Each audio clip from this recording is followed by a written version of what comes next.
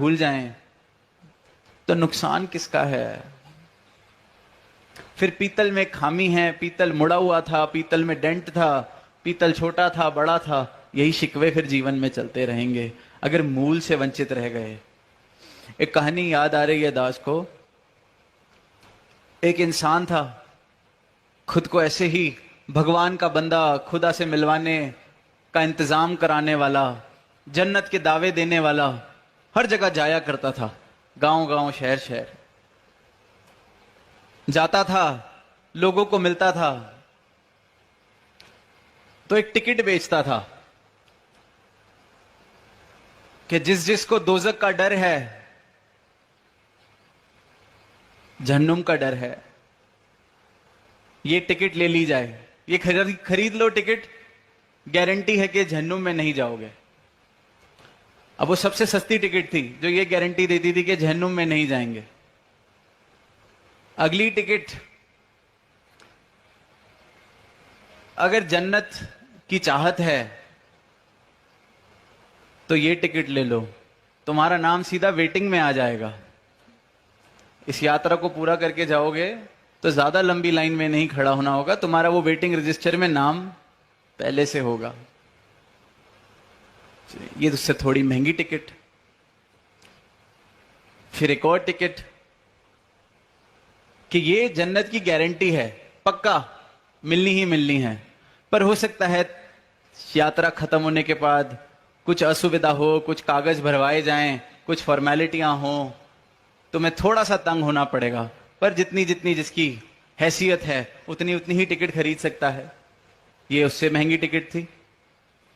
अब अगली टिकट थी सबसे प्रीमियम, सबसे टॉप, प्लैटिनम जिसको कहा जाता है दुनियावी भाषा में। इसमें सीधा शरीर यहां छोड़ा और वहां सीधा जन्नत में एंट्री, अपने सीधा रूम में चेक इन होगा, सामान उठाने भी कोई तुम्हारे को वहां मिलेगा, कोई टेंशन नहीं किसी बात की, बढ़िया काम चल रहा। जिस शहर में जाता अपनी अपनी हैसियत के हिसाब से बंदा टिकट ले लेता।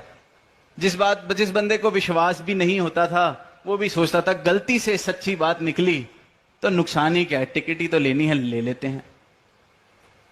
ऐसे ही कुछ विश्वास करके, कुछ ये अधबछूते विश्वास से, और कुछ बस एक जैसे इंश्योरेंस कराई जाती है कि क्या पता सच हो, अपना क्या जा रहा है, थोड़े से ही पैसे लगते हैं, ले लें।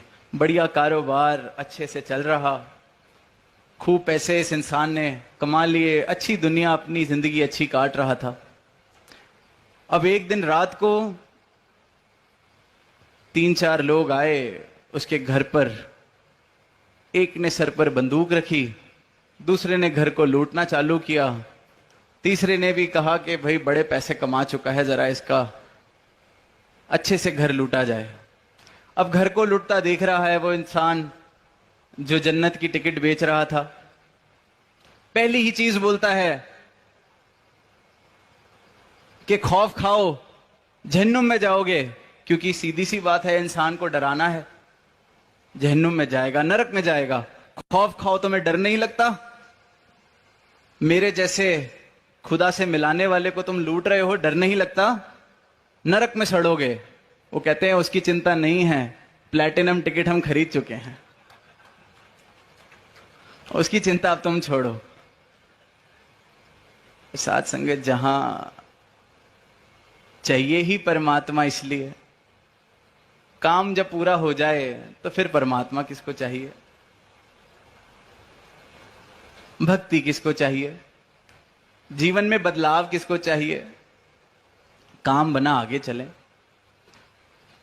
और वहीं जब संतों का जीवन देखते हैं, जब सही मायनों में परमात्मा आता है, जीवन में क्रांति घट जाती है। इंसान वो नहीं रहता जो वो पहले था, इस परमात्मा को, इस सत्य को जानने से पहले। सदगुरु के जीवन में आने से पहले जैसा मेरा जीवन था, वो जीवन रूपांतरित हो जाता है, पूरी तरह से एक क्रांति घट जाती है। कैसी क्रांति? जिस जगह परमात्मा के साथ ये पाखंड का रिश्ता खत्म हो जाता है, परमात्मा के साथ ये झूठ के दावे खत्म हो जाते हैं, परमात्मा को लेके जो मेरी समझ है परिभाषा है मूर्खों वाली, अज्ञानता वाली, अंधकार वाली, वो खत्म हो जाती है। और कौन सी परिभाषा मिलती है? जैसा ये है वैसे का वैसा, हूबहू, और वो भी रूबरू मिलता है। ऐसी क्रांति, अपनी पहचान मिल जाती है। संसार के सारे काम करता हुआ भक्त इस परमात्मा में रहता है। संसार की सारी उपलब्धियां प्राप्त करते हुए इस परमात्मा के साथ रिश्ता कायम रहता है। संसार में रहते हुए परमात्मा में रहता है, परमात्मा में रहते हुए संसार में रहता है। ये दो अलग अलग अवस्थाएं नहीं हो जाती उसके लिए। क्या आज इस दुकान पर हैं, नोट गिन रहे हैं तो नोट में है, वहां कल मंदिर में, मस्जिद में, किसी सजदे की जगह पे हैं तो उस कुछ चंद घड़ियों के लिए वहां पे हैं।